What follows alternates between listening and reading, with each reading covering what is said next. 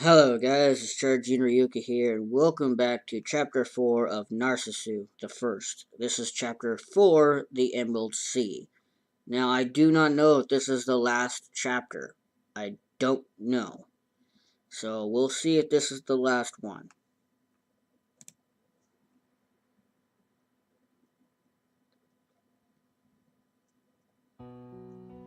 My time at a standstill. My heart at a standstill. Days of useless trivia upon useless trivia. Days spent gazing at a map, closing my eyes, traveling through unfamiliar roads. One day, the usual monthly magazines, a photograph on a front cover drew my eyes. A female model in a showy swimsuit.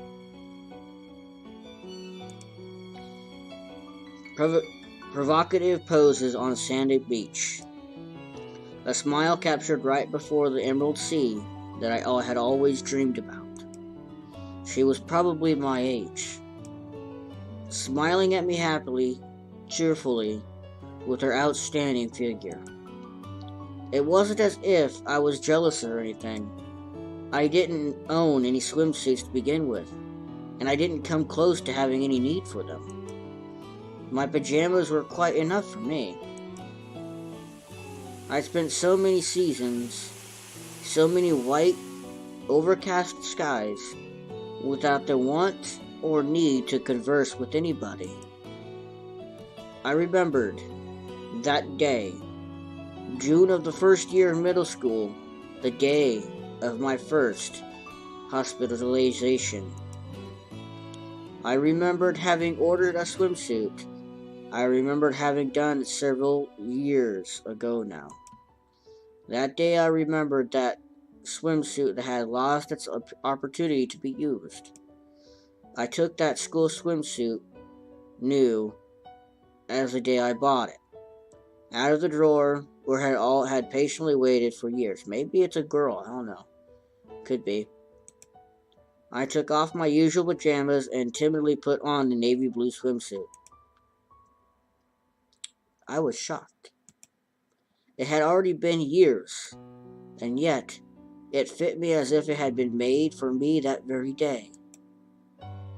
And that swimsuit model was smiling at me warmly, smiling at me from the midst of the Emerald Sea, smiling at me warmly and happily with that beautiful, womanly figure. It was saddening. It wasn't as if I was jealous, no. The truth was that I was probably yearning for it.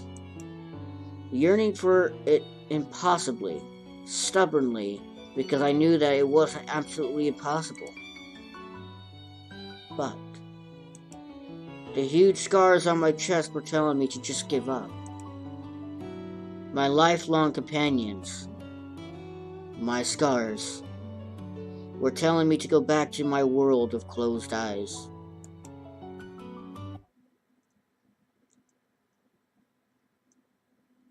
January 22nd, 2005.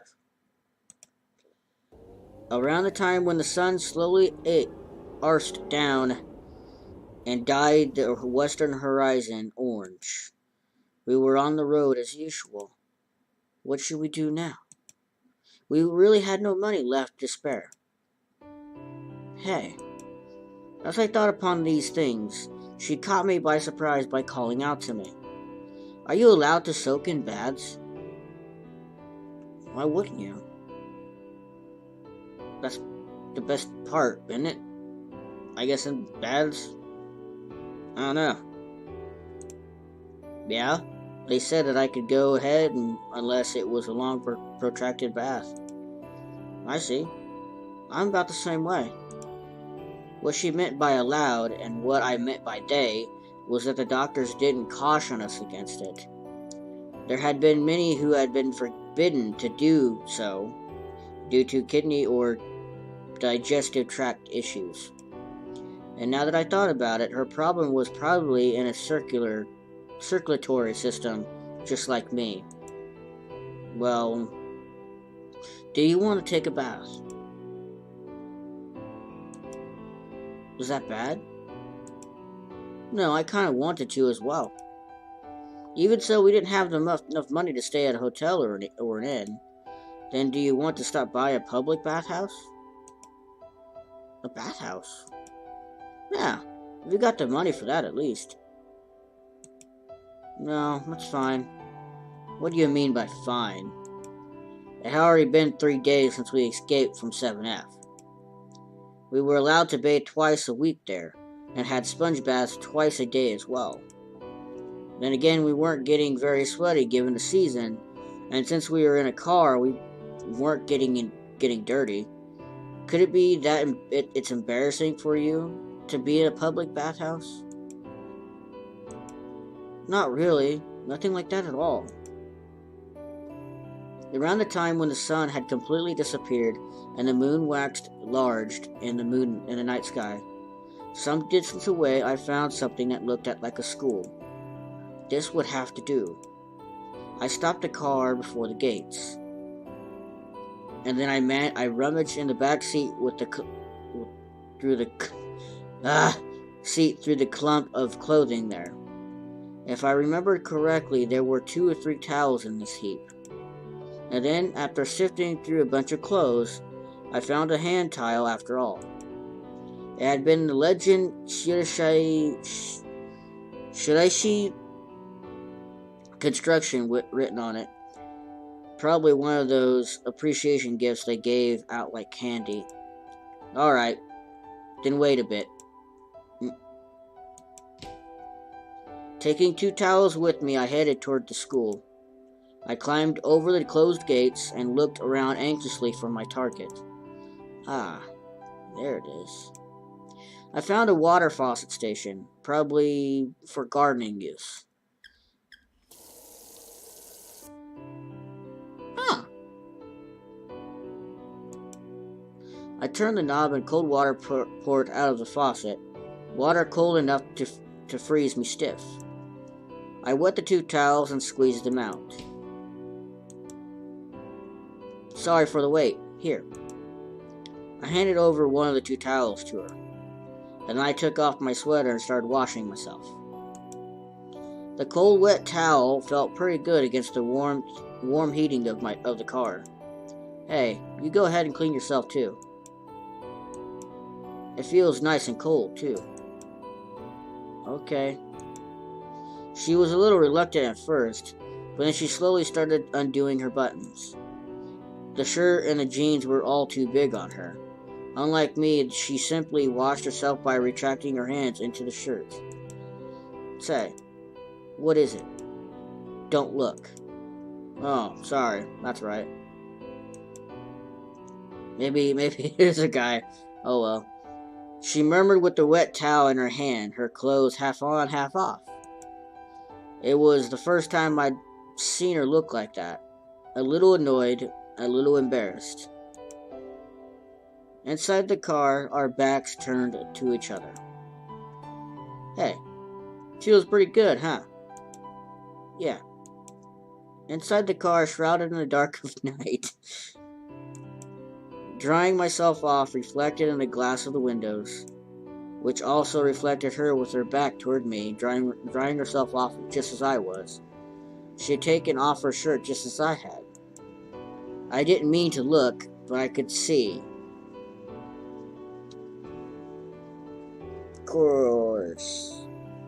Of course.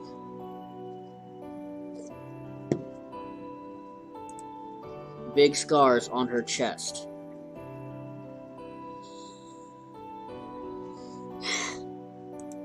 Probably post-surgical. Didn't know what for, but they were much larger than mine.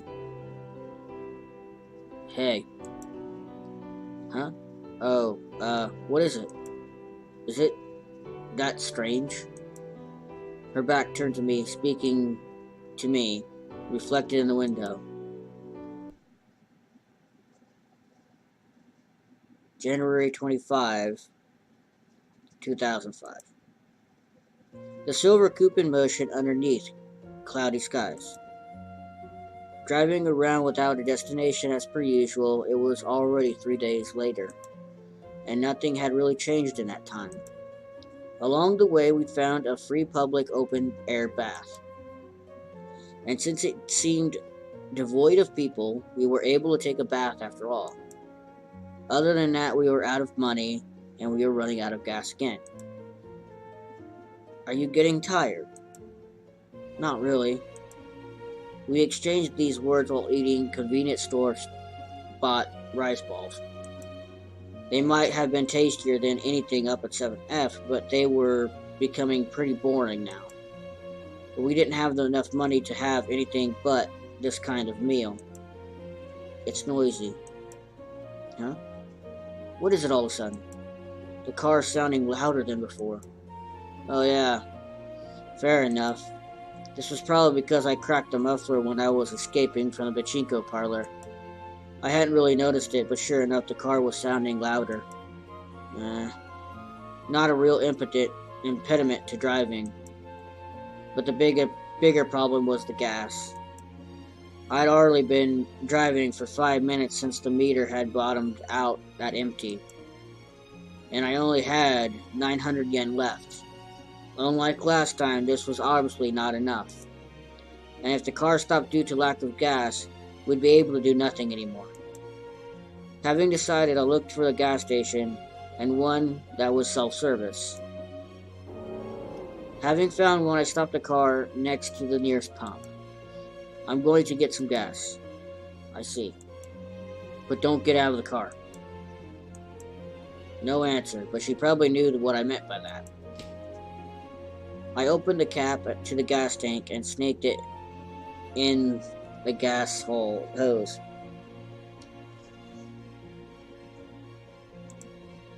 Only one other car in the station, and a little building with an attendant within, probably there to get payment and give back change. According to the notice on the wall, you were supposed to take the receipts to him when done. We could probably make our getaway right now if we wanted, as that is what I felt as I looked around the quiet gas station. 23, 24, 25, 26. The numbers went by on the meter. Too slowly, it seemed, unlike last time. I kept wondering uneasily if it wouldn't fill up a little bit faster. And then after the meter hit 40, right before the tank was full, welcome! For some reason, the attendant who had been in the building up until now came rushing towards us. Sir, are your tire pressure and ashtrays okay? Huh? Oh, yes, they are. I see. Well, it's cold out, so please be careful. He even started cleaning the windows and trying to take a good care of us. Well, he did so. The pump detected that the tank was full, and with a businesslike sound, spit out a receipt. Oh, please, go over there to pay. He stopped wiping the windows for a second and pointed at the building. I held the receipt in my hand in silence and stood completely still, wondering what I should do. Is something the matter, sir? Oh, yeah, I guess this guy. Oh, no, nothing. For now, I got back in the car, and then I just turned the engine into ignition. What should I do now? The attendant was washing the rear window by now, so if I floored the accelerator now, then he'd be able to read the license plate number right away, and we'd get arrested just like that. But we had to escape now. Having decided, I floored the clutch, and then just as I was about to shift from neutral into first gear, here you go, huh? Go ahead and use it. She abruptly produced an envelope and then took out 10,000 yen note out and gave it to me. You have money on you? I never had thought she had any. And because that we had so many hardships up until now, why didn't you tell me? Did you ask? No. Well, duh. Because you didn't ask. And with that, she turned back in silence to the window. The silver coupe in motion once more. The tank was full again, and we had a 5,000 yen note as change. but that what had just happened was weighing heavily on my mind. Hey, you know, here, this is all of it. Huh? Before I can get any further, she presented the envelope to me. Can I use this? Does it really matter? I looked in the envelope, and there were 4 10,000 yen notes inside. This would be enough. But now, there was something entirely different on my mind. Why did she have this much money on her? The couple thousand yen that I had brought with me were just whatever I had on hand at the time. But in her case, it was as she'd prepared for this all in advance. Hey, you know, you said you didn't want to die on 7F, right? And not at home either. Yeah, same here. Then where exactly did you want to go? Didn't you prepare this money for just that purpose? And then I remember what she told me earlier. That she was going to go somewhere while she still could. And she asked me, do you want to stop me or come with me? So in truth, is there somewhere you want to go? Not really. That's not much of an answer. There isn't anywhere. That was all she murmured, desolately, sadly. If that was the case, had she been preparing for a trip all by herself without having a destination in mind this entire time? It did make me wonder who would do such a lonely thing. But as I gazed at her lonely-looking profile, I found my answer. She would. Then, how about you? Me? Not really. Don't imitate me. I'm not imitating you. We kept driving along without a destination. One had escaped from 7F without a second thought. The other had made futile preparations without a destination. But right now, anywhere is fine with me. But I want to go somewhere. But at least for me, I wanted a path to follow. I was fine with anything as long as it was a path. Hey, how about that Awaji Island you were talking about? We can get there with the money we have. Really, anywhere would have been fine. As long as it wasn't 7F or home. As long as we could get there. But we couldn't just wander aimlessly. I wanted to head toward a destination, no matter what the destination was. What about you? Want to try going somewhere? Going there? Not really. With that, she turned back to the window in her usual silent fashion. Those same eyes, the same as ever, looking somewhere into the distance. Just what could she be looking at? Just what was she hoping for when she came with me?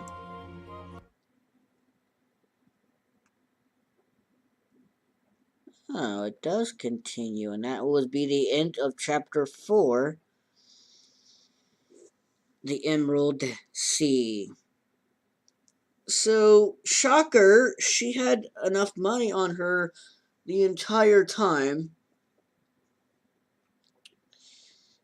And she didn't say anything, and plus, the character we're playing, who's also narrating this, never bothered to ask her.